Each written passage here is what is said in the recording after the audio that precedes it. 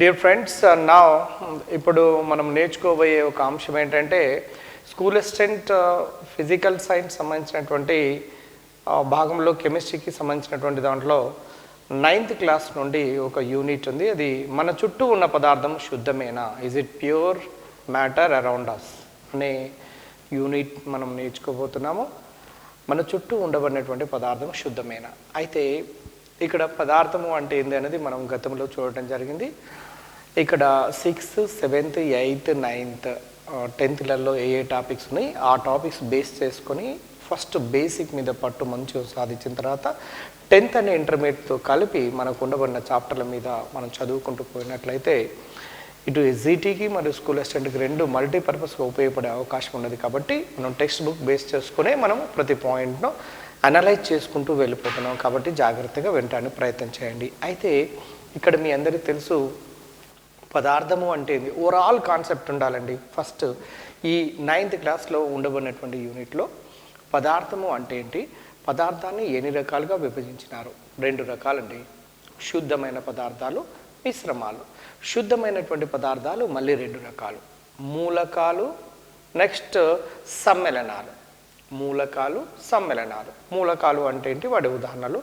సమ్మేళనాలు వాటికి ఉదాహరణలు. అదేవిధంగా మిశ్రమం దగ్గరికి వచ్చినట్లయితే మిశ్రమం అంటే ఏంటి, మిశ్రమానికి ఉదాహరణలు ఏంటి, సజాతీయ మిశ్రమం అంటే ఏంటి, విజాతీయ మిశ్రమం అంటే ఏంటి, వాటి ఉదాహరణల గురించి ఓవరాల్ కాన్సెప్ట్. అదేవిధంగా దీంట్లో నిజ ద్రావణాలు, అవలంబనాలు, కొలాయిడ్స్ లాంటి వాటికి సంబంధించినటువంటి అంశాలను మనము చర్చించబోతున్నాము. ఇందులో ముఖ్యంగా ఫస్ట్ పదార్థము.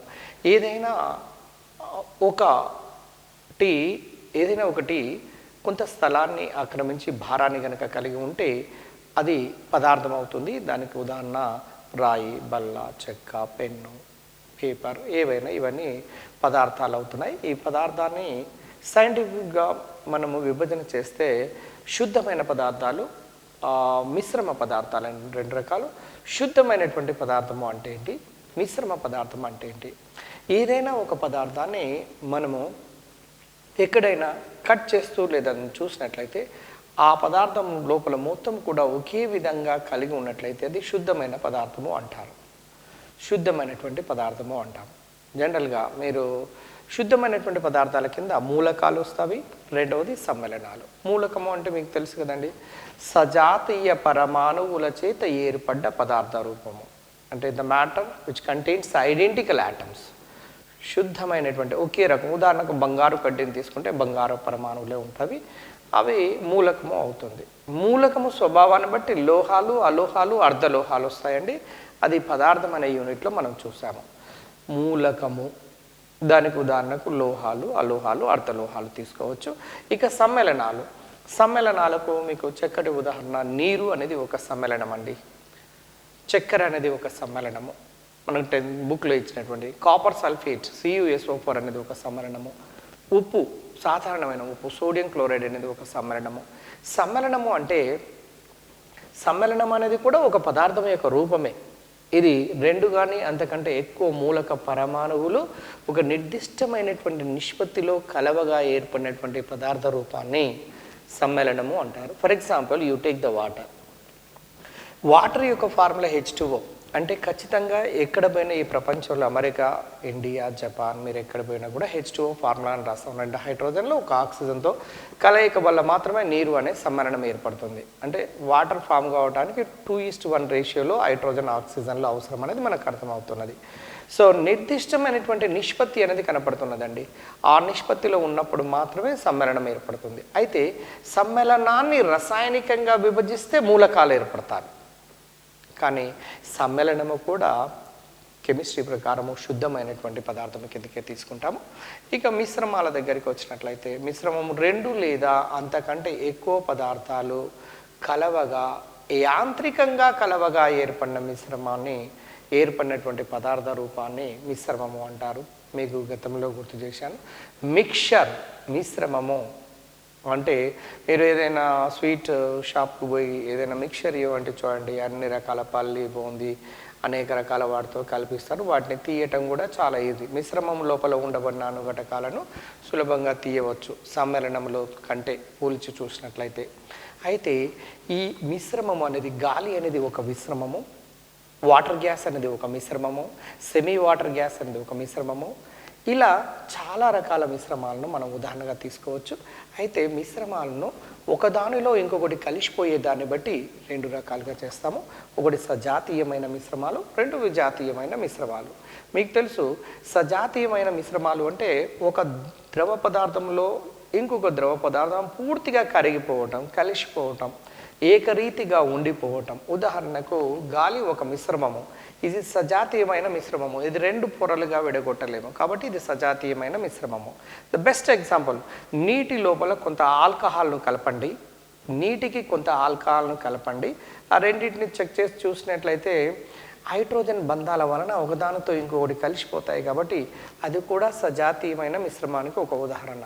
కానీ ఒకవేళ నీటికి కిరోసిన్ కలపండి, కలిపిన తర్వాత ఎంతసేపు కదిపినా కూడా నీకు ఎలా కనపడుతుంది అంటే రెండు కలవకుండా ఉంటాయండి. కలవకుండా ఉండటం వల్ల అమిశ్రమణీయ ద్రవ పదార్థాల కలయిక ఏర్పడుతుంది. సో రెండు పొరలుగా ఉంటవి. పైన ఒక కిరోసిన్ సాంద్రత తక్కువ ఉన్నది కాబట్టి పైన ఒక పొర, సాంద్రత ఎక్కువ ఉన్నటువంటి నీరు క్రింద ఒక పొరగా ఏర్పడుతుంటుంది. అంటే చూడగానే రెండు విభిన్నమైనటువంటి అంటే డైఫేజ్ సిస్టమ్, రెండు ప్రావస్థలను కలిగి ఉంటుంది, రెండు పొరలను కలిగి ఉంటుంది. కాబట్టి దీన్ని మనం ఏమంటారంటే విజాతీయమైన మిశ్రమము లేదా హెటరోజీనియస్ మిక్చర్ అంటారు. గాలి ఎయిర్ అనేది హోమోజీనియస్ మిక్చర్ కిందకి తీసుకుంటారు. అయితే ఇది ఓవరాల్గా ఒక ఐడియా ఉన్నట్లయితే మనం ఈ చాప్టర్ను సులభంగా చదవటానికి అవకాశం ఉంటుందండి. అయితే మన చుట్టూ ఉన్న పదార్థము శుద్ధమైన, మొదటి పాయింట్ను గమనించండి. శుద్ధ పదార్థం అనగా ఎటువంటి కల్తీ లేనిది అని అర్థం జనరల్ భాషలో. పాలు ఒక మిశ్రమ పదార్థం అండి. పాలల్లో మీకు వెన్న, మీగడ తదితర ఎన్నో రకాల పదార్థాలు ఉంటాయి కాబట్టి పాలు ఒక మిశ్రమము. శుద్ధమైనటువంటి పాలు కూడా ఒక మిశ్రమ పదార్థానికి ఒక ఉదాహరణగా తీసుకోవచ్చు. పాలను గమనించండి స్క్రీన్ మీద, కవ్వముతో చిలికినట్లయితే పాలను కవ్వముతో చిలికినట్లయితే వెన్న వేరగుతుంది. పాలలోని రెండు కానీ అంతకంటే ఎక్కువ అణుఘటకాలు ఉన్నాయని తెలుస్తుంది. అంటే వెన్న వేరవుతుంది అంటే పాల లోపల వెన్న అనే పదార్థం దాగి ఉన్నది కాబట్టి ఇది ఒక మిశ్రమ పదార్థంగా మనము చెప్పుకోవచ్చును.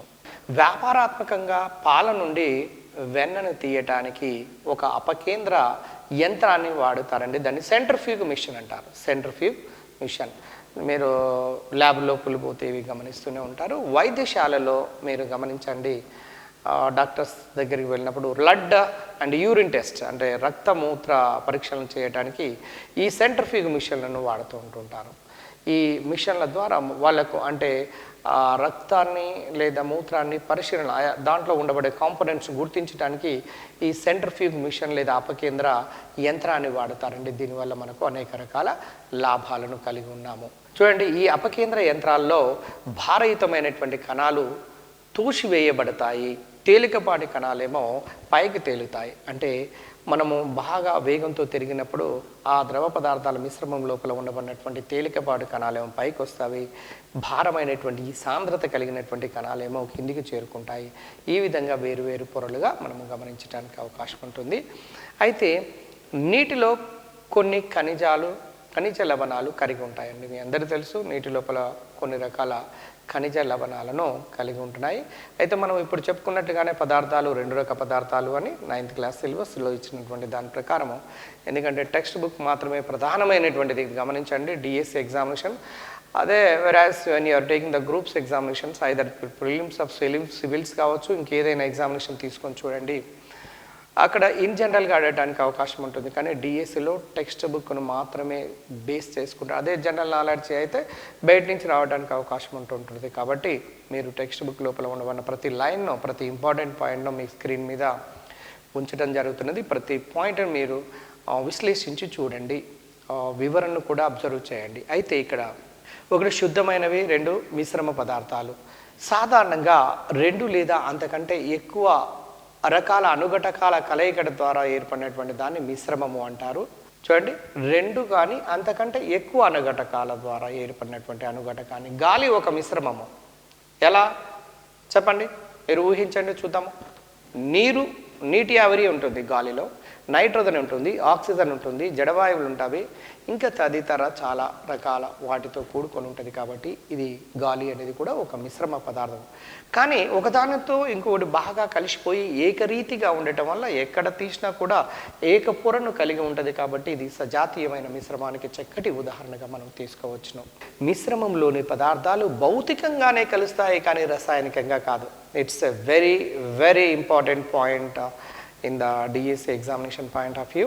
అదేంటంటే దీంట్లో మిశ్రమం లోపల ఉండబడినటువంటి అణుఘటకాలు అనేది ఒకదానితో ఇంకొకటి చర్యలలో పాల్గొని కొత్త పదార్థాన్ని ఏర్పరచవు. ఇది గమనించండి, ఇది మిశ్రమం ఏర్పడతా ఒక భౌతిక చర్య మాత్రమే. It's only physical change, it's not a chemical change. మీరు అది గమనించండి.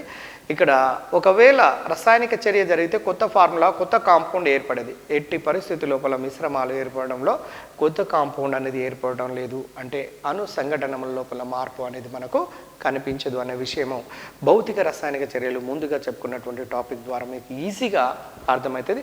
ధారావాహికగా మీరు వరుసగా ఈ క్లాస్ని కనుక వింటూ పోయినట్లయితే స్పష్టంగా మీరు ఈ కెమిస్ట్రీ కంటెంట్ నుంచి బ్రహ్మాండంగా ఆన్సర్ చేయడానికి అవకాశం ఉంటుందండి. మిశ్రమంలో ఉన్న అణుఘటకాలు వాటి ధర్మాలను కోల్పోవు, కావున వాటిని భౌతిక ప్రక్రియల ద్వారా వేరు చేయవచ్చును. చూడండి, మీరు పటంలో స్క్రీన్ మీద గమనించండి. మిశ్రమం లోపల ఉండబడినటువంటి వాటిని సులభంగా చేయొచ్చు. ద బెస్ట్ ఎగ్జాంపుల్, ఏదైనా స్వీట్ సెంటర్కి వెళ్ళండి. ఏదో ఒక స్వీట్ సెంటర్కి, పుల్లారెడ్డి స్వీట్ సెంటర్కి వెళ్ళాము అనుకోండి, హైదరాబాద్లోనైతే. అయితే ఆ స్వీట్ సెంటర్ లోపల ఉండబడిన మిక్చర్ తీసుకుంటే పల్లీను విడిగాను, బూందీను విడిగాను, కారాను విడిగాను మనం ఈజీగా విడగొట్టొచ్చండి. సులభమైనటువంటి పద్ధతుల ద్వారా, భౌతికమైనటువంటి పద్ధతుల ద్వారా మాత్రమే విడగొట్టడానికి అవకాశం ఉంటున్నది. కాబట్టి there is no chemical reaction among the components which are present in the mixture. That is very very important. ఇక్కడ శుద్ధమైనటువంటి పదార్థానికి మీరు పటం మీద ఒకసారి గమనించండి, స్క్రీన్ మీద శుద్ధమైనటువంటి పదార్థం లోపల ప్యూర్గా కనపడుతున్న మిశ్రమం లోపల చూడండి, డార్క్తో ఉన్నవి కొన్ని ఉంటే అణువులు, వైట్గా ఉండబడినవి కొన్ని ఉన్నవి. కాబట్టి దాన్ని బట్టి ఏది శుద్ధమైన పదార్థమో ఏది మిశ్రమ పదార్థమో మనం ఈజీగా అంచనా వేయచ్చు, గుర్తుపట్టవచ్చు. అయితే టైప్స్ ఆఫ్ మిక్చర్స్లో ఇప్పుడే మనం చదువుకున్నాము. సజాతీయ విజాతీయ మిశ్రమాలను ఎలా గుర్తిస్తారు అనే దాన్ని కనుక చూస్తే, మొదటిది సజాతీయమైన మిశ్రమాన్ని గమనిస్తే, మిశ్రమం లోపల అణుఘటకాలు ఆ మిశ్రమం అంతటా ఏకరీతిగా విస్తరించి ఉంటే అలాంటి మిశ్రమాన్ని సజాతీయమైన మిశ్రమము అంటారండి. ఏకరీతిగా విస్తరించి ఉండాలి. ఇక్కడ ఏ భాగంలో తీసుకున్నా కూడా పూర్తిగా ఒక దాంట్లో ఇంకొకటి కలిసి ఉన్నట్లయితే దాన్ని ఏమంటారు అంటే సజాతీయమైనటువంటి మిశ్రమము అంటారు. చూడండి, ఉదాహరణకు ఒక పరీక్షణాళికలో కొంతవరకు నీటిని తీసుకొని దాన్ని కొంచెం ఉప్పును కొంత బాగా కలిపినట్లయితే ఏకరీతి ద్రావణం ఏర్పడుతుందండి. దీన్ని సజాతీయమైన ద్రావణం. ఇప్పుడు మీరు గ్లాసులో నీరు తీసుకోండి, దాన్ని కొంచెం చక్కెర వేయండి, స్పూన్తో మీరు షేక్ చేయండి, వచ్చేది ఏం ఏర్పడుతుంది చెప్పండి? చక్కెర ద్రావణం. అయితే చక్కెర అణువులు మన కంటికి కనపడవు, అంతటా కూడా ఏకరీతిగా దాని యొక్క తీయదనము ఉంటుంది. కాబట్టి దాన్ని సజాతీయమైనటువంటి మిశ్రమంగా మనం తీసుకోవచ్చును. అదేవిధంగా ఉప్పు అంటే సాధారణమైన రాతి ఉప్పు, NaCl, సోడియం క్లోరైడ్ ఉన్నదిగా, మన టేబుల్ పైన వేసుకొని మనం ఎక్కువ ఉపయోగిస్తున్నటువంటి సాల్ట్ ఉన్నది కదా. కానీ సాల్ట్ వాస్తవానికి మీ అందరికీ తెలుసు శరీరానికి తక్కువ పరిమాణంలో అవసరం. కానీ మన ఆంధ్రప్రదేశ్, తెలంగాణలో కావలసినంత ఉప్పును ఎక్కువ పరిమాణాన్ని తీసుకుంటుంటాం. సాధ్యమైనంత వరకు తక్కువ ఉప్పును వాడటానికి ప్రయత్నం చేయాలి మనము.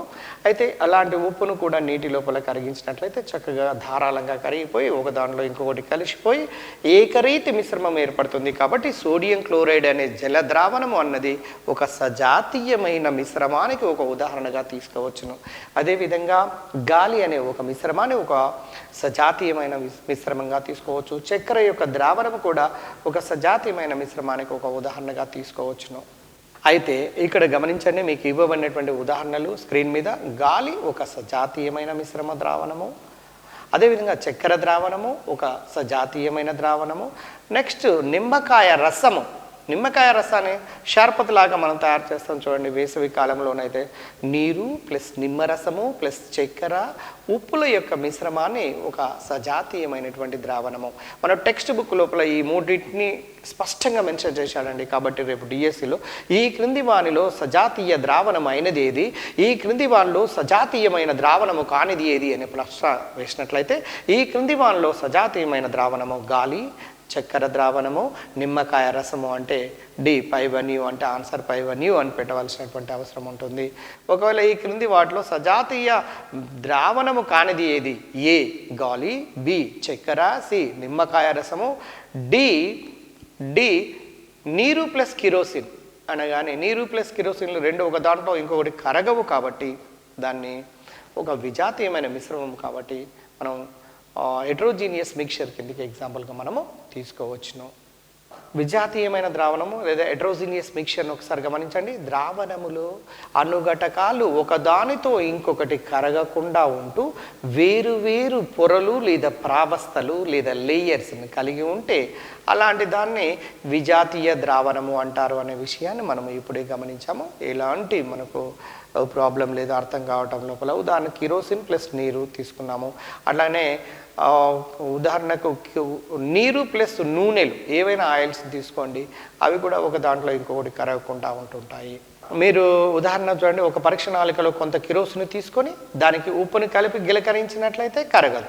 మీకు ఉప్పు ఏమో అయానిక పదార్థము, కిరోసిన్ కర్బన పదార్థం, ఒకదానితో ఇంకొకటి సంబంధం లేదు కాబట్టి ఒక దాంట్లో ఇంకొకటి కరగకుండా అదే విధంగా ఉంటున్నది కాబట్టి ఇది విజాతీయమైన మిశ్రమానికి ఒక బెస్ట్ ఎగ్జాంపుల్గా తీసుకోవచ్చు. హెట్రోజీనియస్ మిక్చర్ ఒక దాంట్లో కరగటం లేదు అంటే అది ఆటోమేటిక్గా మనకి ఏమర్థం అవుతుందంటే విజాతీయమైనటువంటి మిశ్రమం అని మనకు అర్థమైపోతున్నది. ఇక మనకు టెక్స్ట్ బుక్లో ఇచ్చినటువంటి దాని ఎగ్జాంపుల్ని గమనించినట్లయితే నూనె ప్లస్ నీరు యొక్క మిశ్రమము ఒక విజాతీయమైన మిశ్రమము, నాఫ్థలిన్ ప్లస్ నీరుల యొక్క మిశ్రమం. నాఫ్థలిన్ ఉండలు ఉన్నాయి కదండి, నాఫ్థలిన్ మనము బీరువాలలో మూత్రశాలలో ఉపయోగిస్తున్నటువంటి నాఫ్థలిన్ ఉన్నది కదా, ఆ నాఫ్థలిన్ అనే ఒక ఆరోమాటిక్ పదార్థము గుండ్రటి వైట్గా కనపడుతున్నటువంటి ఈ నాఫ్థలిన్ ఉండలను నీటి లోపల కరిగించి చూడండి. నీరు అంటుంది, ఓ కర్బన పదార్థమా నీతో నేను కరగను. దేంతో అంటే లైక్ డిజాల్వ్ లైక్ అనే ఒక ప్రిన్సిపల్ బేస్ మీద. అంటే చూడండి, నాఫ్థలిన్ అనేది కర్బన పదార్థము, నీరు అనేదేమో అకర్బన పదార్థము, ఒకదానితో ఇంకొకటి సంబంధం లేనటువంటి కాబట్టి ఒక దాంట్లో ఇంకొకటి కరగటం లేదు కొన్ని ప్రత్యేకమైన సందర్భాల్లో తప్ప. కొన్ని సందర్భాల్లో నీరేమో కర్బన పదార్థం కాకున్నప్పటికీ ఆల్కహాల్ కర్బన పదార్థం అయినప్పటికీ ఒక దాంట్లో ఇంకొకటి కరగటానికి గల కారణం ఏంటంటే that is only due to the presence of hydrogen bonds. Hydrogen బంధాలను కలిగి ఉండటం వల్ల నీరు ఆల్కహాల్ రెండు ఒక దాంట్లో ఇంకొకటి చక్కగా కరిగి ధారాళంగా ఒక సజాతీయమైనటువంటి ఏకరీతి మిశ్రమాన్ని ఏర్పరుస్తాయి అన్నటువంటి వాస్తవం మీకు తెలిసినటువంటిది. ద్రావణాలు అనే చాప్టర్ మనం క్లియర్గా స్పష్టంగా మనము నెక్స్ట్ యూనిట్లో మనం చూడబోతున్నాము. అయినప్పటికీ కూడా మనకు సిలబస్ ప్రకారం ఇక్కడ ఉన్నటువంటి దాని ప్రకారము మనము ఏం చదవాలి అంటే ద్రావణము అంటే ఏంటి, ద్రావణి అంటే ఏంటి, ద్రావితం అంటే ఏంటి, జల ద్రావణము అంటే ఏంటి, జలేతర ద్రావణం అంటే ఏంటి, ఆల్కహాలిక్ ద్రావణం అంటే ఏంటి, అలా వివిధ రకాల ద్రావణాలు వాటి యొక్క టైప్స్ అవి ఏ విధంగా ఏర్పడతాయనే అంశాల గురించి మనం చదవబోతున్నాము. అయితే ద్రావణము అంటే రెండు లేదా అంతకంటే ఎక్కువ అణుఘటకాలు కలిసి ఏర్పరిచిన మిశ్రమాన్ని ద్రావణము అంటారండి. ఉదాహరణకు ద్రావణం ఏర్పడాలంటే ద్రావణి ప్లస్ ద్రావితము రెండు కలిస్తేనే ద్రావణం ఏర్పడుతుంది. ఒక పెళ్లి కావాలంటే ఒక అమ్మాయి ఒక అబ్బాయి ఇద్దరు కలిస్తే ఏ విధంగానైతే మ్యారేజ్ని చేయడానికి అవకాశం ఉంటుందో ఒక ద్రావణం కావాలంటే తప్పకుండా ద్రావణి మరియు ద్రావితం అనే రెండు అణుఘటకాలు ఖచ్చితంగా అవసరమే. అందులో ఏ ఒక్కటి అణుఘటకము లేకుండా కూడా మనకు ద్రావణము అనేది ఏర్పడదు. కాబట్టి ఇక్కడ మనము గమనించాల్సింది ఏంటంటే ద్రావణి అంటే ఏంటి, ద్రావితము అంటే ఏందో తెలుసుకుందాం. ఇప్పుడు ఉదాహరణకు ఒక బీకర్ను తీసుకోండి. ఆ బీకర్లో కొంత పరిమాణంలో నీరు తీసుకుందాం. దానికి ఒక చెంచా చక్కెరను వేసి కలియబెట్టండి. నీరు ఎక్కువ పరిమాణంలో ఉంటుంది కాబట్టి ద్రావణి అని, దాన్ని ఇంగ్లీష్లో సాల్వెంట్ అంటారండి. తక్కువ పరిమాణంలో ఉండే చక్కెరను లేదా ఉప్పును కనుక కరిగించినట్లయితే దాన్ని ద్రావితము అంటారు. కరిగే దానిని ద్రావితము అని, కరిగించుకునే దాన్ని ద్రావణి అంటారు. ఇప్పుడు నీరు ద్రావణిగా ఉంటే జల ద్రావణాలు అంటారు. నీరు ద్రావణిగా లేనటువంటి ద్రావణాలను జలేతర ద్రావణాలు అంటారు. ఎన్నో రకాల ద్రావణులు ఉన్నాయి కాబట్టి అటువంటి వాటిని ఉపయోగించినప్పుడు జలేతర ద్రావణాలు అంటారు. ద్రావితము అన్నది ద్రావణములో తక్కువ పరిమాణంలో ఉండేది. అంటే చక్కెర ద్రావణములో చక్కెర అనేదేమో ద్రావితమైతే నీరు అనేది ద్రావణి, ఎందుకంటే నీరు ఎక్కువ పరిమాణంలో ఉంటుంది. రెండోది టెక్స్ట్ బుక్లో మనకు ఇచ్చినటువంటి సైన్స్ టెక్స్ట్ బుక్లో ఏమని ఇచ్చాడంటే tincture of iodine it's the most important bit. ఇక్కడ గమనించండి, టింక్చర్ ఆఫ్ అయోడిన్ అనే ద్రావణములో ద్రావితమేమో అయోడిన్ అయితే ఆల్కహాల్ ఏమో ద్రావణి. గుర్తుపెట్టుకుని రేపు అడగటానికి అవకాశం ఉన్నటువంటి చక్కటి బిట్టు. టింక్చర్ ఆఫ్ అయోడిన్లో ద్రావితము ఏది? అయోడిన్, ఆల్కహాల్, ఆల్కహాల్ మరియు అయోడిన్, పై ఏది కాదు అన్నప్పుడు ద్రావితం అంటే అయోడిన్, ద్రావణి అంటే ఆల్కహాల్, కరిగించుకుంటుంది.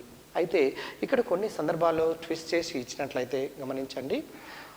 క్వశ్చన్ కనుక రెండు కూడా ద్రావణి ద్రావిత పరిమాణములు రెండు సమానం, 50 ml 50 ml is equal to 100 ml ఏర్పడింది అనుకోండి, ఏదైనా ద్రావితం కావచ్చు, ఏదైనా ద్రావణి కావచ్చు. అది ఒకటి స్పెషల్గా గుర్తుంచుకోండి. పైన రాసిన ఈక్వేషన్ స్క్రీన్ పైన చూడండి. Alcohol plus iodine gives rise to tincture of iodine. అందులో ఆల్కహాల్ అనేది ఏమో ద్రావణి అవుతుంది, అయోడిన్ అనేది ద్రావితం, టింక్చర్ ఆఫ్ అయోడిన్ అనేది ఒక ద్రావణంగా మారుతుంది. ఉదాహరణకు ఇంకొక ద బెస్ట్ ఎగ్జాంపుల్ అండి, డిఎస్సిలో ఆడడానికి ఒక చక్కటి ప్రశ్న ఇక్కడ ఉన్నది. శీతల పానీయములలో, కూల్ డ్రింక్స్లో కార్బన్ డైఆక్సైడ్ ద్రావితము కాగా నీరు ద్రావణిగాను ద్రవ రూపంలో ఉన్నటువంటి ద్రావణాలండి. కూల్ డ్రింక్స్లలో ద్రావితం ఏది కరిగి ఉంటుంది అని అడిగితే CO2 కార్బన్ డైఆక్సైడ్ కరిగి ఉంటుంది. కాబట్టి CO2 ఏమో ద్రావితము, నీరేమో ద్రావణి అవుతుందండి. నెక్స్ట్ నోట్, ఇక్కడ ఒకటి గమనించండి.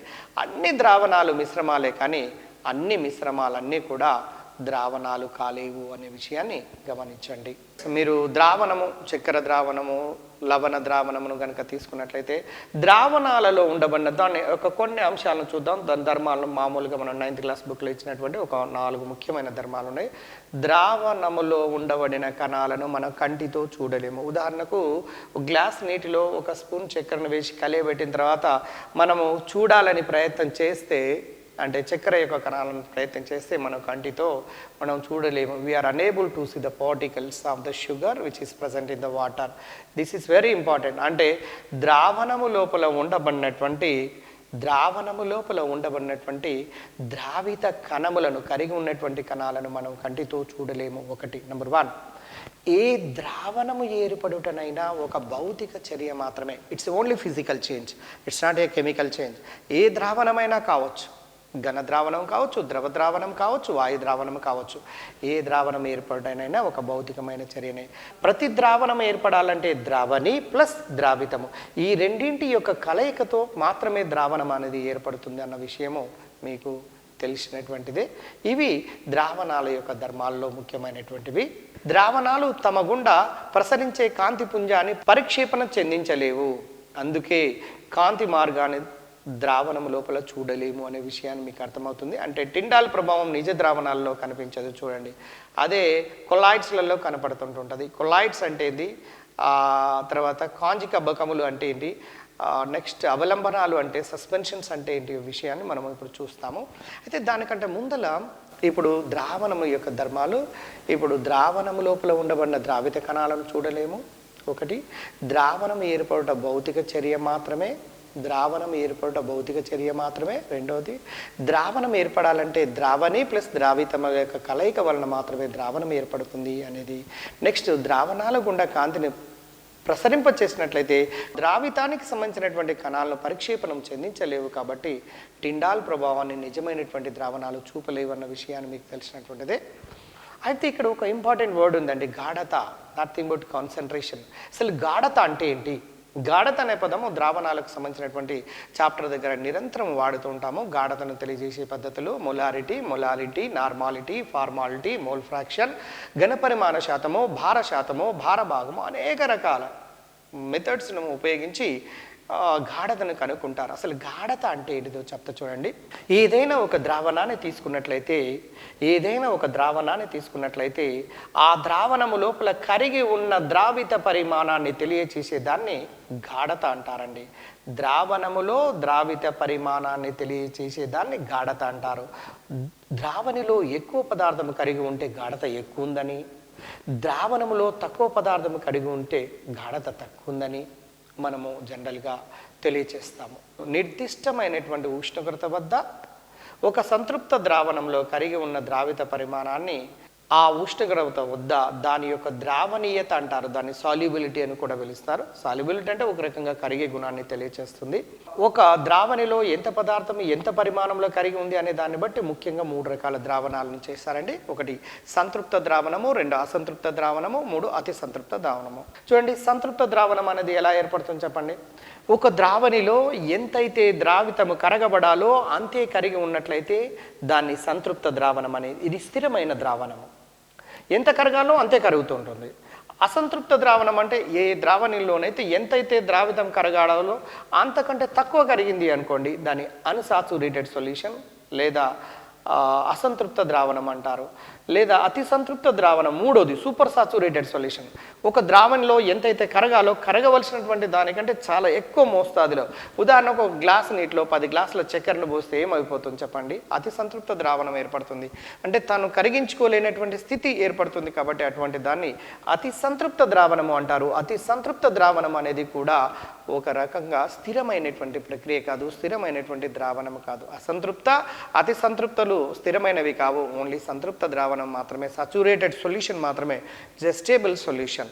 ఓకే, ఇది గుర్తుంచుకోండి. మనకి ఇవ్వమన్నటువంటి దాని ప్రకారము పదార్థము శుద్ధమేనా అనే చాప్టర్లో సంతృప్త ద్రావణం ఒక నిర్దిష్ట ఉష్ణోగ్రత వద్ద సంతృప్త ద్రావణము ఇంకా ఏమాత్రము ద్రావితాన్ని కరిగించుకోలేదు, ఇటువంటి ద్రావణాన్ని సంతృప్త ద్రావణము అని, అంతకంటే తక్కువ కరిగి ఉన్నట్లయితే అసంతృప్త ద్రావణం అని, ఎక్కువ కరిగి ఉన్నట్లయితే అతి సంతృప్త ద్రావణం అని ఒకే ఒక సెంటెన్స్ ద్వారా మనము ఈ 3 రకాల నిర్వచనాలను నిర్వచించవచ్చు. మీకు ఈ చిన్నప్పటి నుంచి వింటున్నటువంటిదే కాబట్టి దీంతో మనకు పెద్ద సమస్య లేదు.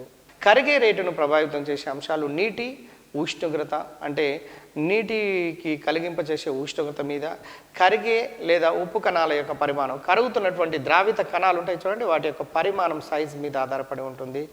నెక్స్ట్ ద్రావణాన్ని కలియబెట్టుట అనే దాన్ని కూడా ద్రావణీయతను ప్రభావితం చేస్తాయి. కలియబెడుతున్నట్లయితే కాస్త ఎక్కువగా కరుగుతుంది, అంటే ద్రావణీయత ఎక్కువగాను. ఉప్పు కణాల యొక్క సైజు లేదా ద్రావిత కణాల యొక్క సైజు, కరిగించే దాని యొక్క సైజు సన్నగా చిన్నగా ఉన్నట్లయితే ద్రావణీయత ఎక్కువగా ఉంటుంటుంది. అయితే నీటి యొక్క ఉష్ణోగ్రత ద్రావణీయతను ప్రభావితం చేస్తుంటుంది. కొన్ని ద్రావణాలు ఏర్పడేటప్పుడు, కొన్ని పదార్థాలు కరిగేటప్పుడు ఉష్ణోగ్రతను పెంచితే ద్రావణీయత తగ్గుతాయి, కొన్ని పదార్థాలు ఉష్ణోగ్రతను పెంచితే ద్రావణీయత పెరుగుతూ ఉంటుంది. వాటికి సంబంధించినటువంటి డీటెయిల్డ్ స్టడీ మనము ఇంటర్మీడియట్ లెవెల్లో స్పష్టంగా మనం చూడబోతున్నాము. 9th క్లాస్లో ఇవ్వబడినటువంటి దాని ప్రకారం ఈ పాయింట్స్ మనం ఖచ్చితంగా తెలుసుకొని ఉండాలి. ద్రావణాలను గాఢతను బట్టి 2 రకాలు. విలీన ద్రావణాలు డైల్యూట్ సొల్యూషన్స్ అంటారండి. రెండోది గాఢ ద్రావణాలు. Second one concentrate solutions. గాఢ ద్రావణాలు అంటే ఇక్కడ విలీన ద్రావణాలు అంటే ద్రావితం తక్కువ కరిగి ఉంటుంది, గాఢ ద్రావణాలు అంటే ద్రావితం ఎక్కువ కరిగి ఉంటుంది, దాన్ని కాన్సన్ట్రేటెడ్ సొల్యూషన్స్ అంటారు. అయితే ద్రావణం యొక్క గాఢతను వ్యక్తపరచడానికి అనేక పద్ధతులు ఉన్నాయండి. అందులో మనకు ఇక్కడ ఇచ్చినటువంటి పద్ధతులు 3 పద్ధతులు ఉన్నవి. ఆ 3 పద్ధతులు ఏందో మనం చూద్దాము ఇప్పుడు. ఒకటి ద్రావిత ద్రవ్యరాశి శాతము. చిన్న ప్రాబ్లమ్స్ ఇస్తున్నాడు డిఎస్సీలో కూడా, మనం ఈజీగా చేయవచ్చు. ద్రావిత ద్రవ్యరాశి శాతము మనకు టెక్స్ట్ బుక్లో ఇచ్చినటువంటిది ద్రావిత ద్రవ్యరాశి శాతము. దాంట్లోనే ఉన్నది ద్రావిత ద్రవ్యరాశి శాతము ఈజ్ ఈక్వల్ ద్రావిత ద్రవ్యరాశి బై ద్రావణము యొక్క మొత్తము ద్రవ్యరాశి ఇంటూ 100 వేస్తే ద్రావిత ద్రవ్యరాశి శాతం వస్తుంది. రెండవది ద్రావిత ఘనపరిమాణ శాతం. దీనిపైన డిఎస్సిలో ప్రాబ్లమ్స్ అడుగుతున్నాడు కాబట్టి చూడండి, ద్రావిత ఘనపరిమాణ శాతము అంటే ద్రావిత ఘనపరిమాణము బై ద్రావణపు ఘనపరిమాణము ఇంటూ 100. అదేవిధంగా ద్రావిత ద్రవ్యరాశి ఘనపరిమాణ శాతాన్ని కనుక తీసుకుంటే ద్రావిత ద్రవ్యరాశి బై ద్రావణపు ఘనపరిమాణము ఇంటూ 100 కనుక ఇది వేసినట్లయితే ద్రావిత ద్రవ్యరాశి ఘనపరిమాణ శాతాన్ని మనం తెలుసుకోవచ్చు. గాఢత పద్ధతిని తెలిసిన తర్వాత ఉదాహరణకు ఇలా అడగొచ్చండి రేపు ప్రాబ్లం. ఒక చిన్న ఎగ్జాంపుల్ ప్రాబ్లం. 200 గ్రాముల నీటిలో 50 గ్రాముల ఉప్పు కరిగి ఉన్నది. ఆ ద్రావణం యొక్క ద్రవ్యరాశి శాతాన్ని అడిగితే ఫస్ట్ ద్రావిత ద్రవ్యరాశి కరిగేదాన్ని ఎంత అంటే 50 గ్రాములు, ద్రావణి ద్రవ్యరాశి నీరు కరిగించుకున్న దాన్ని ఎంత 200 గ్రాములు, ద్రావణం యొక్క మొత్తం ద్రవ్యరాశి 200 + 50 250 గ్రాముల ద్రవ్యరాశి ఏర్పడుతుంది. ద్రావిత ద్రవ్యరాశి 50 గ్రాములు, ద్రావణం మొత్తం ద్రవ్యరాశి 200 + 50 250 × 100 వేసినట్లయితే నీకు మొత్తం క్యాన్సిల్ చేస్తే 20% వస్తుందండి. ఈ విధమైన చిన్న చిన్న ప్రాబ్లమ్స్ గతంలో అడగడానికి ఛాన్స్ ఉన్నది కాబట్టి నేర్చుకోండి. ద్రావణాలు 3 రకాలండి. ఇక్కడ కరిగే ద్రావిత కణం యొక్క సైజుని బట్టి 3 రకాలు. 1 నిజ ద్రావణాలు, 2 కొలాయిడ్స్, 3 అవలంబనాలు. నిజ ద్రావణాలను ట్రూ సొల్యూషన్స్ అని, కొలాయిడ్స్ను కొలాయిడ్స్ అంటారు, లేదా దాని కాంజికా బకములు అంటారు, కాంజికా బకములు. 3వది అవలంబనాలు, సస్పెన్షన్స్ అనే పదంతో మనం పిలుస్తాము. అయితే ఇక్కడ మనము గమనించాల్సింది ఏంటంటే, చూడండి, మీరు స్క్రీన్ మీద అబ్జర్వ్ చేయండి. నిజ ద్రావణాలు, కొలాయిడ్స్, అవలంబనాలు మూడింట్లో చూడండి. నిజ ద్రావణాలను గమనించండి. నిజ ద్రావణాల్లో ద్రావితం యొక్క కణం చాలా సూక్ష్మంగా ఉంటుంది. అదే మీరు కొలాయిడ్స్ లోపల ఉండబడినటువంటి ద్రావణము చూడండి, ద్రావితం యొక్క కణం యొక్క సైజు కాస్త పెద్దగా ఉన్నదండి. అదే అవలంబనాల్లో ద్రావితం యొక్క కణము చాలా పెద్దగా ఉన్నది. అంటే దీన్ని బట్టి నీకు అర్థమవుతుంది. కొలాయిడ్స్లలో 1 నానోమీటర్ నుంచి మీకు 100 కనపడుతుంది, 1000 వరకు అండి. అది ఇక్కడ 100 కాదు, 1000 నానోమీటర్స్ వరకు ద్రావిత కణం యొక్క సైజు ఉంటుందండి కొలాయిడ్స్లలో. ఇక 1000 కంటే ఎక్కువగా ఉన్నదనుకోండి సైజ్, అది అవలంబనం అవుతుంది. 1 నానోమీటర్ సైజ్ కంటే తక్కువగా ఉన్నదనుకోండి, అది నిజ ద్రావణం అవుతుంది. నిజ ద్రావణము అంటే ఏంటంటే, ఉదాహరణకు చక్కెరను నీటి లోపల కరిగిస్తే పూర్తిగా కరిగిపోయి ఏర్పరిచే ద్రావణాన్ని నిజ ద్రావణం అంటారు. అక్కడ చక్కెర యొక్క కణము 1 నానోమీటర్ కంటే చాలా సూక్ష్మంగా ఉంటుంది కాబట్టి నిజ ద్రావణం లేదా ట్రూ సొల్యూషన్. లవణ ద్రావణము, చక్కెర ద్రావణము ఇలాంటివన్నీ కూడా నిజ ద్రావణాలు అవుతున్నాయండి. నిజ ద్రావణములో ఏకరీతి మిశ్రమము అనేది ఏర్పడుతూ ఉంటుంది. తర్వాత కొలాయిడ్స్లలో చూడండి, కాస్త కణం యొక్క సైజు పెద్దగా ఉన్నది. అవలంబనాల్లో కణం యొక్క సైజు ఇంకా పెద్దగా ఉన్నది. ఉదాహరణకు ఒక గ్లాస్ నీటిలో ఇసుకను కలపండి. గ్లాసు నీటికి ఇసుకను కలిపితే బయట నుండి ఇసుక కణాలను మన కంటితో చూడవచ్చును. అంటే అవలంబనాలు అనే ద్రావణాలలో ద్రావితం యొక్క కణమును మనం కంటితో కూడా చూడవచ్చును. కింద ఇచ్చిన నిర్వచనాలు మీరు ఒకసారి అబ్జర్వ్ చేయండి. నిజ ద్రావణము, ద్రావణిలో ద్రావితము పూర్తిగా కరిగి ఏర్పరిచిన సజాతీయమైన రూపాన్ని దీన్ని ఏమంటారంటే నిజ ద్రావణం అంటారు. ఈ నిజ ద్రావణాల్లో ద్రావిత కణాలు అనేవి చాలా సూక్ష్మంగా ఉంటాయండి. దానికి ఉదాహరణ చక్కెర ద్రావణము, లవణ ద్రావణము నిజ ద్రావణాలకు మంచి ఉదాహరణలుగా మనం తీసుకోవచ్చును. అయితే రెండవది కొలాయిడ్స్ యొక్క ద్రావణం తీసుకుంటే, ద్రావణములో ద్రావిత కణాలు నిజ ద్రావణాల కంటేనేమో పెద్దగా ఉంటాయి, అవలంబనాల కంటేమో చిన్నగా అంటే మధ్యస్థంగా ఉంటాయి. కాబట్టి అటువంటి వాటిని మనము కొలాయిడ్స్ లేదా కాంజికా బకాలు అంటాము. అందుకే దీనికి ఒక చిన్న ఎగ్జాంపుల్ చూడండి. నీటికి కలిపినటువంటి పాల ద్రావణాన్ని కొలాయిడ్స్ కిందికి తీసుకోవచ్చు. అదేవిధంగా ఇంకా కొన్ని ఉదాహరణలు గమనించి చూడండి. మీకు టెక్స్ట్ బుక్లో ఇచ్చినటువంటి దాన్ని, ఎందుకంటే ఈ ఏరియాలో చాలా ప్రశ్నలు అడుగుతున్నారు, ఎన్నోసార్లు అడుగుతున్నారు, కానీ కరెక్ట్గా ఆన్సర్ చెప్పడానికి చాలా ఇబ్బంది పడుతున్నారు. కాబట్టి దీన్ని గమనించాల్సిందిగా నేను కోరుతున్నాను. అయితే పాలు, వెన్న, జున్ను, క్రీమ్, జెల్, షూ పాలిష్ మరియు మేఘములు కొలాయిలకు మంచి ఉదాహరణ అండి. ఈ కింది వాళ్ళలో కొలాయిడ్ అయినది ఏది, ఈ కింది వాళ్ళలో కొలాయిడ్ కానిది ఏది, ఎన్నో సందర్భాలు అడిగారు.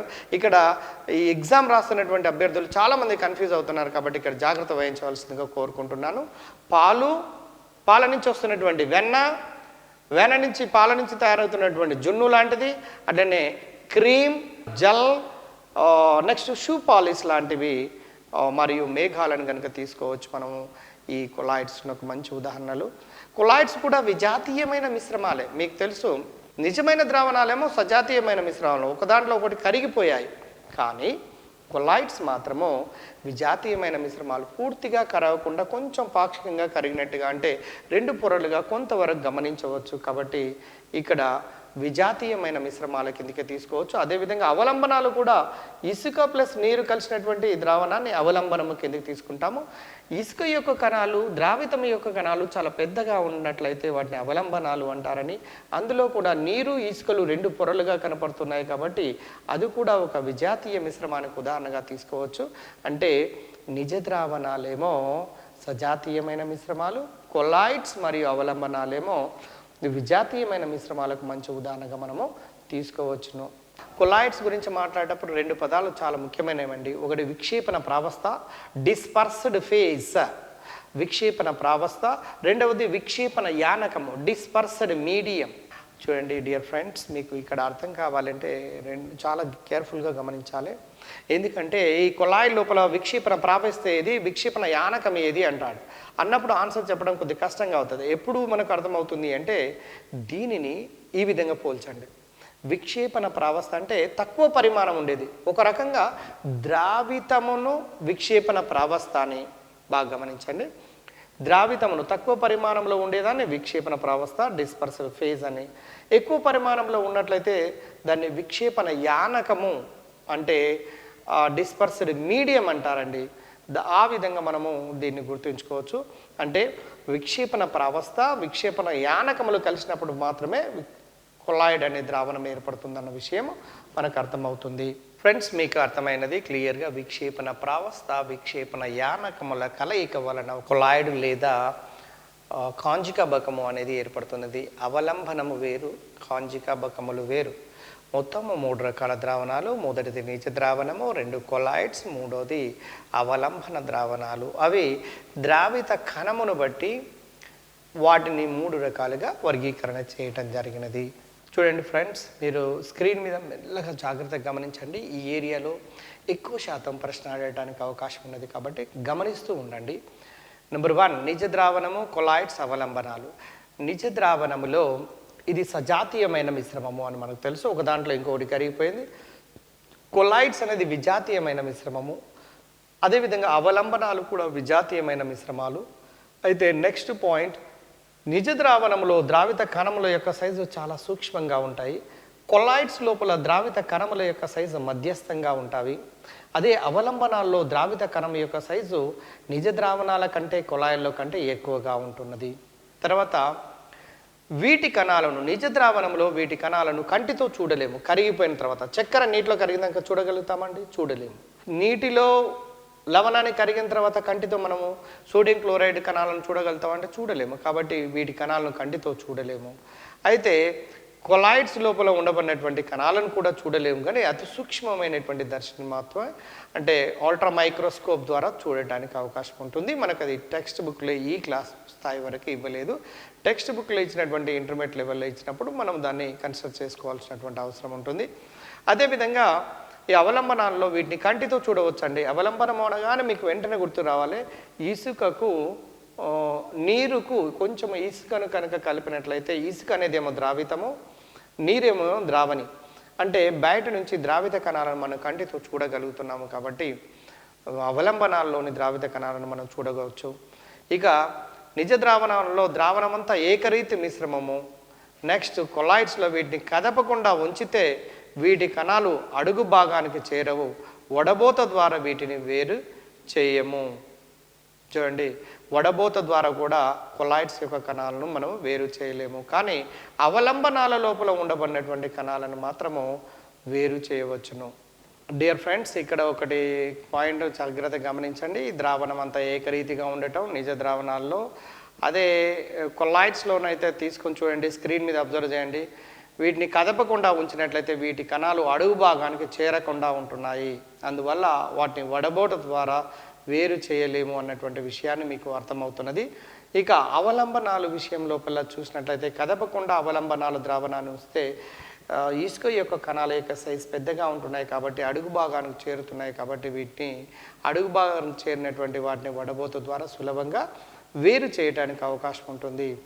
ఇక నిజ ద్రావణాలలో గమనించినట్లయితే వడబోత ద్వారా కరిగినటువంటి ద్రావిత పదార్థమైనటువంటి చక్కెరను కానీ ఉప్పును కానీ మనము వడబోత ద్వారా విడగొట్టలేము. ఈవెన్ కొలాయిడ్స్లలో కూడా వడబోత ద్వారా ద్రావిత కణాలను వడగొట్టలేము. కానీ అదే అవలంబనాల లోపల ఉండబడినటువంటి ద్రావిత కణాలను మనము విడగొట్టడానికి లేదా సపరేట్ చేయడానికి అవకాశం ఉంటుంది. అయితే ఇక్కడ ఒకటి గమనించండి, నిజ ద్రావణాలలో టిండాలు ప్రభావం అనేది ఉండదు. కానీ కొలాయిడ్స్లో మాత్రం టిండాలు ప్రభావం ఉంటుంది. టిండాలు ప్రభావము అంటే ఏంటిది అంటే చూడండి, కాంతి ఇప్పుడు కొన్ని కణాలు ఏం చేస్తాయంటే కొలాయిడల్ కణాలు దానిపైన పడినటువంటి కాంతిని పరిక్షేపణము చెందిస్తాయి. పరిక్షేపణం చెందించడం వల్ల ఆ కొలాయిడల్ కణాలు కాంతి జనకాలుగా పనిచేసి మన కంటికి స్పష్టంగా కనపడుతూ ఉంటాయండి. అటువంటి వాటిని అటువంటి ప్రభావాన్ని ఏమంటారంటే టిండాల్ ప్రభావం అంటారు. ఎందుకంటే టిండాల్ అనే శాస్త్రవేత్త దాన్ని తెలియచేశాడు కాబట్టి ఆయన పేరు మీదుగా టిండాల్ ప్రభావం అని పిలుస్తుంటారు. అయితే టిండాల్ ప్రభావం అనేది నిజ ద్రావణాల్లో కనపడదు, కానీ కొల్లాయిడ్స్లలో టిండాల్ ప్రభావం అనేది మనకు కనపడుతూ ఉంటుందండి. మనకు టెక్స్ట్ బుక్లో ఇచ్చినటువంటి దాని ప్రకారం చూడండి, ఈ రెండింటితో కంపేర్ చేశారు. ప్రస్తుతానికి చూసండి, హయ్యర్ క్లాసులలోకి వెళ్ళిన తర్వాత వాటికి సంబంధించినటువంటి ఇన్ఫర్మేషన్ ఏదైతే ఉంటుందో దాన్ని స్పష్టంగా మీకు ఇవ్వడం జరుగుతున్నది, కాబట్టి దాని గురించి మనము వరి అవసరం లేదు. ఇక నెక్స్ట్ నిజ ద్రావణాలు సంపూర్ణమైనటువంటి పారదర్శకాలండి.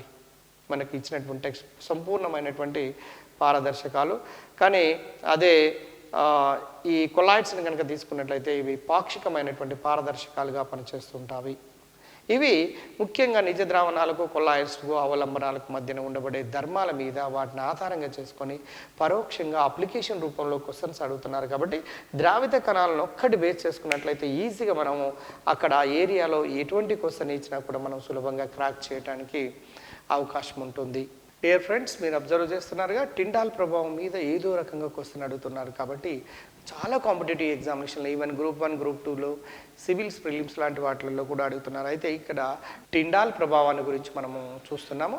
టిండాల్ ప్రభావము అంటే ఏంటి? టిండాల్ ప్రభావము అంటే ఏంటి గమనించండి. కొలాయిడల్ యొక్క కణాలు కాంతి పుంజాన్ని పరిక్షేపణము చెందించడానికి టిండాల్ ప్రభావం అంటారు. ఇప్పుడే మీకు గుర్తు చేయడం జరిగింది. ఇప్పుడు ఉదాహరణకు ద్రావితం యొక్క కణాలు అంటే కొలాయిడ్స్ లోపల ఉండబడిన ద్రావిత కణాల మీద కాంతి నేరుగా ప్రసరింపజేసినప్పుడు అవి అన్ని డైరెక్షన్ లోపలికి పరిక్షేపణం చెందిస్తాయి. అందువల్ల మనము టిండాల్ ప్రభావం వల్ల కొలాయిల లోపల ఉండబడినటువంటి ద్రావిత కణాలను చూస్తాము. అయితే మీకు చిన్న ఎగ్జాంపుల్ చెప్తా చూడండి. కొలాయిడ్ ధర్మం గుర్తుపెట్టుకోవడానికి టిండాల్ ప్రభావము మీకు గతంలో 30, 40, 50 సంవత్సరాల క్రితము నిర్మించినటువంటి ఇండ్లలో పైనుంచి గాలి కొరకు అంటే మట్టితో కట్టినటువంటి మిద్దె ఇండ్ల లోపల గాలి కొరకు ఏం చేసేవాళ్ళంటే తూపు రాసులు అనే ఒక పదముతోని అంటే పైనుంచి దాన్ని పైన ఏ పెంకులు కానీ ఏమైనా కప్పేవాళ్ళు. దాన్ని తీసినట్లయితే పైనుంచి కాంతి చీకటి గది లోపలికి పడుతుంది. ఉదయం పూటనే అంటే డే టైం లోపలనే మీరు చీకటి గది లోపలికి కనుక కాంతి ఎక్కడికైతే ప్రసారం లోపలికి చేయబడుతుందో ఆ చీకటి గది లోపలికి ప్రసారం జరిగినప్పుడు దాని లోపల చిన్న చిన్న దుమ్ము ధూళి కణాలు మన కంటికి కనపడుతుండడానికి కారణం ఏంటంటే టిండాల్ ప్రభావమే. అదేవిధంగా అడవులలో కూడా దట్టమైనటువంటి అడవులలో కూడా సందుల ద్వారా పయనించి కాంతి పడినప్పుడు దుమ్ము ధూళి కణాలు మన కంటికి కనపడడం కూడా టిండాల్ యొక్క ప్రభావమే. టిండాల్ ప్రభావం వల్ల ఈ విధంగా మన కంటితోని అటువంటి కణాలను మనము చూడగలుగుతున్నాము. ఈ టిండాల్ ప్రభావం అనేది దేని లోపల కనపడుతుంది అంటే కొలాయిడ్స్ లేదా కాంచికా బకములలో ఈ ధర్మం మనకు కనపడుతూ ఉంటుంది. ఈ కొలాయిడ్లు ఈ ధర్మాన్ని చూపటం అనేది వీటి యొక్క ప్రత్యేకమైనటువంటి లక్షణంగా మనము తీసుకోవచ్చును. చూడండి, ఇప్పుడే మనం మాట్లాడుకున్నాం దట్టమైన అడవులలో. మీరు ఒకసారి స్క్రీన్ మీద చూడండి. దట్టమైన అడవులలో 9th క్లాస్ టెక్స్ట్ బుక్ నుంచి ఇచ్చినటువంటి ప్రతి పాయింట్ని అబ్జర్వ్ చేస్తున్నది. ముఖ్యమైనటువంటి ప్రతి బిట్ను మనము అబ్జర్వ్ చేసుకుంటూ వస్తున్నాము. దట్టమైన అడవులలో చెట్ల కొమ్మల మధ్య నుండి కాంతి కిరణాలు కిందికి పడేటప్పుడు మార్గ మధ్యంలో దుమ్ము ధూళి కణాలను చూడవచ్చును. దీనికి కారణం టిండాల్ ప్రభావమే అన్న విషయాన్ని మనం ఇప్పుడే చూసాము. చూడండి, వంటగదిలో పొయ్యి నుండి వచ్చే పొగపై సూర్యకాంతి పడినప్పుడు కూడా టిండాల్ ప్రభావాన్ని గమనించవచ్చు. ఇది 3వ ఎగ్జాంపుల్ మనకి ఇచ్చినటువంటి 9th క్లాస్ టెక్స్ట్ బుక్ ప్రకారము. చీకటి గదిలోకి ఒక సన్నటి రంధ్రం ద్వారా కాంతిని ప్రసరింపచేస్తే చీకటి గది లోపల ఉండబడినటువంటి దుమ్ము ధూళి కణాలు మన కంటికి కనపడుతూ ఉంటాయి. దీనికి గల కారణం కూడా టిండాల్ ప్రభావమే అన్నటువంటి విషయాన్ని మనం ఇప్పుడే నేర్చుకున్నాము. డియర్ ఫ్రెండ్స్, మీరు చూడండి డాక్టర్ ఏఎస్ రావు ఎంట్రన్స్ ఎగ్జామినేషన్ కానివ్వండి, కాంపిటేటివ్ ఎగ్జామినేషన్ ఐఐటి రామయ్య లాంటి హయ్యర్ లెవెల్ కాంపిటేటివ్ ఎగ్జామినేషన్లలో కూడా ఇక్కడ విక్షేపణ యానకము, విక్షేపణ ప్రావస్థ, కొలాయిడ్లకు ఎగ్జాంపుల్ విక్షేపణ ప్రావస్థ ఏది, విక్షేపణ యానకం ఏది, ఇలాంటివి అడిగి ఇక్కడ లెర్నర్ను చాలా కన్ఫ్యూజన్గా చేస్తున్నారు. కాబట్టి మీరు స్క్రీన్ పైన మెల్లగా అబ్జర్వ్ చేస్తే మీకు స్పష్టంగా మీకు తెలిసిపోతుంది. ఉదాహరణకు కొలాయిళ్ళు కొన్ని పేర్లు ఇచ్చాడు. కొలాయిలలో విక్షేపణ ప్రావస్థ ఏంటి, విక్షేపణ యానకం ఏంటి, వాటికి ఉదాహరణలు ఏంటిదో చూద్దాం. నెంబర్ 1 గమనించండి. కొలాయిల రకము ఎరోసాల్. ఫస్ట్ ఇది చూడండి, ఎరోసాల్ కొలాయిలలో రకము. దీంట్లో విక్షేపణ ప్రావస్థ అంటే కరిగేది ద్రవము, విక్షేపణ యానకము కరిగించుకునేది వాయువు అండి. ఉదాహరణలకు పొగమంచు, కరిగించుకునేది వాయువు కాబట్టి పొగమంచు, మేఘము, మంచు. గుర్తుపెట్టుకోండి, మేఘము, మంచు, పొగమంచు కొలాయిలలోకు ఉదాహరణ అయితే అది ఏ రకపు కొలాయిడ్ అంటే ఏరోసాల్ సంబంధించినటువంటి కొలాయిడ్ అండి. ఇక రెండవ దాన్ని తీసుకోండి, ఏరోసాల్ సంబంధించినటువంటి కొలాయిడే. పొగ, వాహనాల నుండి వదిలే వాయువులు దేనికి ఉదాహరణ వస్తాయంటే ఏరోసాల్ సంబంధించినవే. కాకపోతే దీంట్లో విక్షేపణ ప్రావస్థనేమో ఘనము, విక్షేపణ యానకమేమో వాయువు. కొలాయిల రకంలో మూడవది నురుగును తీసుకోండి. నురుగులో విక్షేపణ ప్రావస్థ వాయువు కాగా విక్షేపణ యానకము అనేది ద్రవం అవుతుంది. దానికి ఎగ్జాంపుల్ గడ్డం గీసుకునేటప్పుడు అంటే షేవింగ్ చేసుకునేటప్పుడు చూడండి వాడే క్రీమును మనము దీనికి బెస్ట్ ఎగ్జాంపుల్గా తీసుకోవచ్చును. అయితే నాలుగవ దాన్ని తీసుకొని చూడండి, ఎమల్షన్.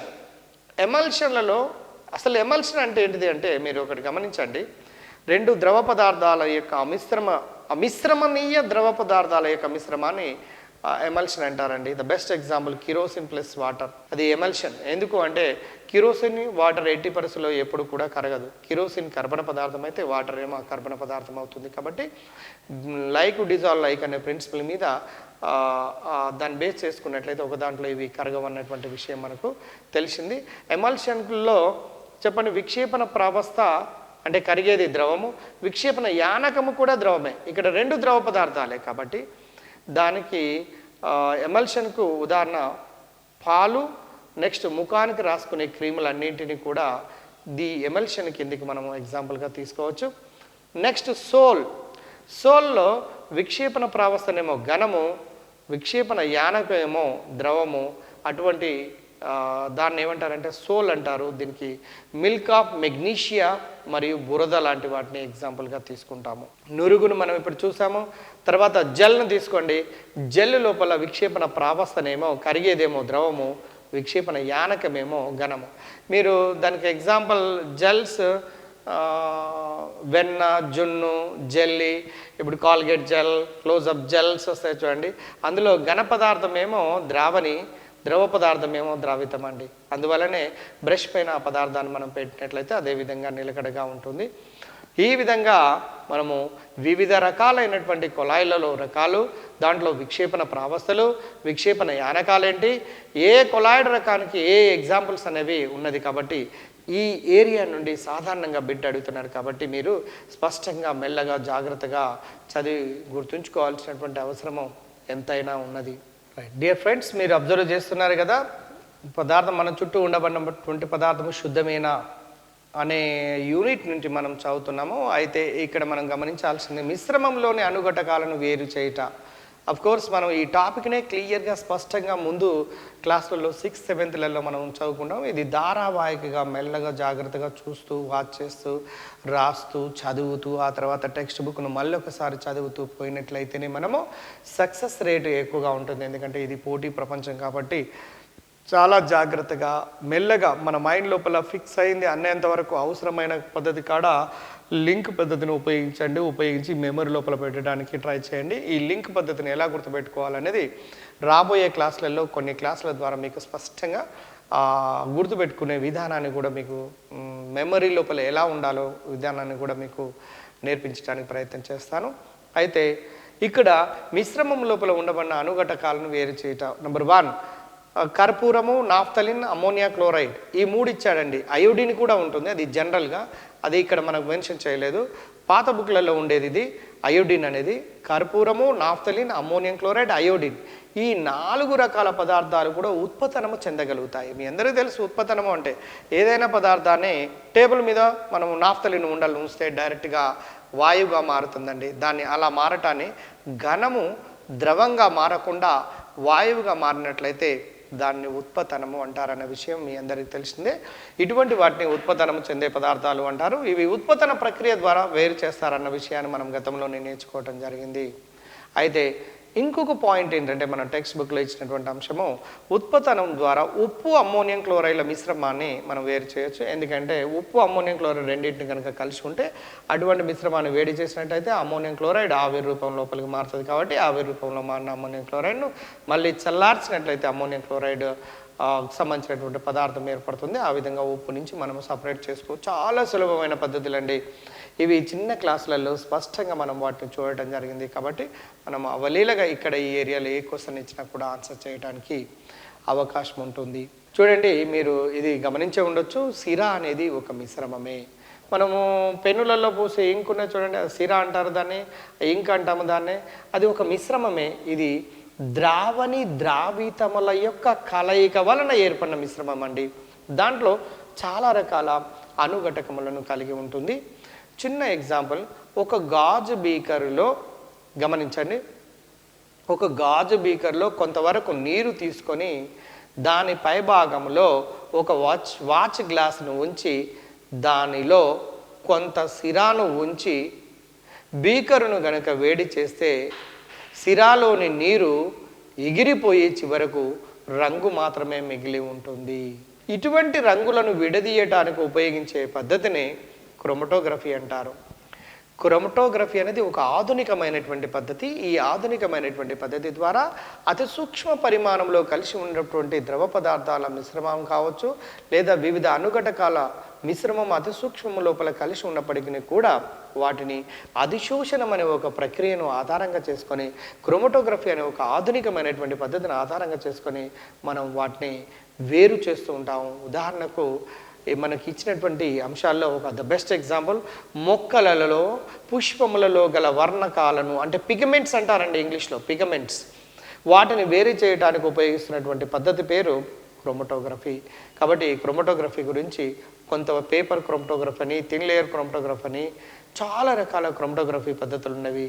ఒక్కొక్క క్రోమటోగ్రఫీ అనేక రకాలుగా ఉపయోగపడుతూ ఉంటుంది. మనకు ఆ టైప్స్ గురించి మనకి ఇక్కడ మెన్షన్ చేయలేదు, కాబట్టి ఇచ్చినటువంటి అంశాలలో ఇది కూడా ఒక ప్రధానమైనటువంటిదే.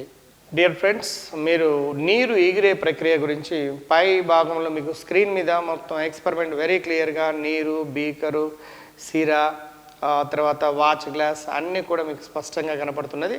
దాని ద్వారా మనం కింది నుంచి కనుక వేడి చేస్తూ పోతున్నట్లయితే ఆ సిరా లోపల ఉండబడినటువంటి నీరుగా ఉండేది మాత్రమే పూర్తిగా ఆవిరైపోయి ఆ వాచ్ గ్లాస్ మీద చివరకు రంగులు మాత్రమే మిగులుతూ ఉన్నవి.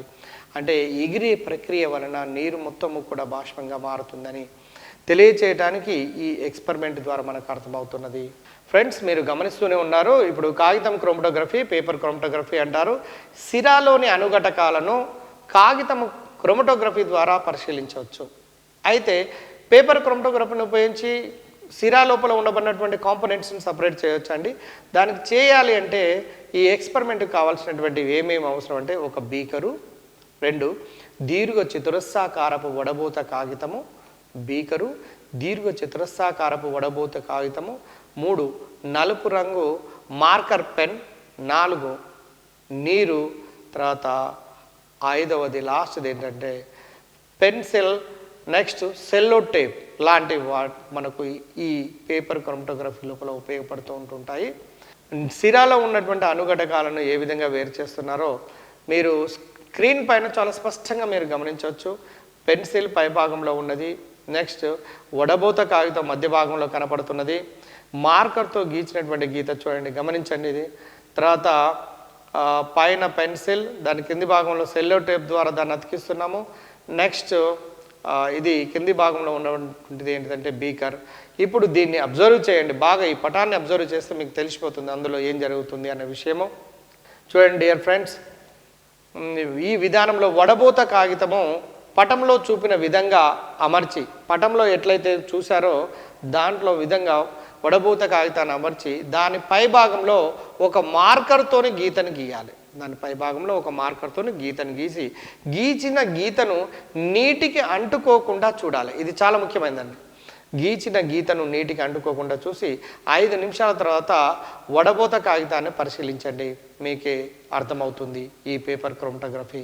పరిశీలనలో నీకేమర్థమవుతుందంటే, నల్లటి మార్కర్ను ఉపయోగించినప్పుడు ఇక్కడ చాలా ముఖ్యమైనదండి, ఇది జనరల్గా పట్టించుకోరు, మనం గమనించాల్సినటువంటి అవసరం ఉన్నది. ఇక్కడ నల్లటి మార్కర్ను ఉపయోగించినప్పుడు ఎరుపు, ఆకుపచ్చ, ఊదా, నలుపు వంటి వివిధ రకాల రంగులు వడబోత కాగితంపై కనపడ్డాయి. ఎరుపు, ఆకుపచ్చ, ఊదా, నలుపు వంటి వివిధ రకాల రంగులు వడబోత కాగితం మీద కనపడినాయి. ఆకుపచ్చ మార్కర్ను ఉపయోగించినట్లయితే పసుపు, ఆకుపచ్చ, నీలం వంటి రంగులు కనిపిస్తాయి. అంటే ఒక్కొక్క మార్కర్లో వేరు వేరు రకాల రంగులతో కలయికతో కలిసి ఉన్నవి అన్న విషయం మనకు దీన్ని బట్టి అర్థమవుతుంది. ఆకుపచ్చ మార్కర్ను తీసుకున్నట్లయితే పసుపు, ఆకుపచ్చ, నీలము వంటి రంగులు కనపడతాయి. అదే పర్మనెంట్ మార్కర్ను తీసుకున్నాం అనుకోండి, ఎటువంటి మార్పులు కూడా మనకు కనపడవు అన్న విషయాన్ని గమనించండి.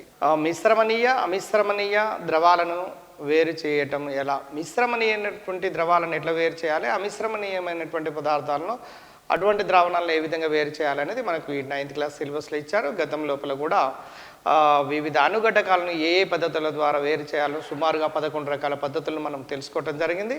అయినప్పటికీ కూడా మన సిలబస్లో ఉన్నది కాబట్టి ఒకసారి చూద్దాము. మిశ్రమణీయ ద్రవాలు, ఒక ద్రవములో ఇంకొకటి పూర్తిగా కరిగిపోతే వాటిని మిశ్రమణీయ ద్రవాలు అని. ఉదాహరణకు ఆల్కహాల్, నీరు పూర్తిగా కరిగిపోతుందండి, ఇటువంటి వాటిని మిశ్రమణీయ ద్రవాలు అంటారు. అమిశ్రమణీయ ద్రవాలంటే ఒక ద్రవము మరొక ద్రవంలో కలవకుండా నీటి పైభాగంలో తేలుతూ ఉన్నట్లయితే, రెండు పొరలుగా ఉన్నట్లయితే అటువంటి వాటిని అమిశ్రమణీయ ద్రవాలు అని అంటారు అనే విషయం మనకు తెలిసినటువంటిదే, చాలా సందర్భాల్లో మనం చూసాము. అమిశ్రమణీయ ద్రవాలను ఏర్పాటు గరాటును ఉపయోగించి అమిశ్రమణీయ ద్రావణాలను మనం ఎలా వేరు చేస్తామంటే, నీరు ప్లస్ నూనెను రెండింటిని తీసుకోండి. ఇది ఆ రెండింటిని కలిపిన తర్వాత నీరును నూనెను ఈజీగా మనము ఏర్పాటు గరాటు ద్వారా వేరు చేస్తాము. ఎలా చేస్తామో మీరు ఒక బొమ్మను చూడగానే మీకు అర్థమవుతుంది. చూడండి ఇది ఏర్పాటు గరాటు. ఈ ఏర్పాటు గరాటు ద్వారా చూడండి, కింది భాగంలో నీరు ఉంటుంది, పై భాగంలో కిరోసిన్ ఉంటుంది. అంటే రెండు లేయర్స్గా ఏర్పడతాయి. కాబట్టి కింద స్టాప్ కాక్ సాయంతో మెల్లగా మనము స్టాప్ కాక్ను కనుక వదిలినట్లయితే నీరు మొత్తం కిందికి వచ్చేస్తుంది, కిరోసిన్ మొత్తం దాంట్లో మిగిలిపోతుంది. ఈ విధంగా నీరు, కిరోసిన్లను ఏర్పాటు గరాటు ద్వారా మనము వేరు చేసుకోవచ్చు. ఇది డయాగ్రామ్ను అబ్జర్వ్ చేస్తే మాత్రమే మనకు తెలిసిపోతుంది.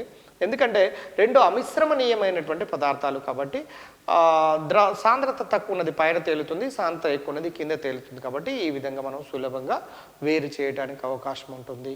రెండు, మిశ్రమణీయ ద్రవాల మిశ్రమమును వేరు చేయుట.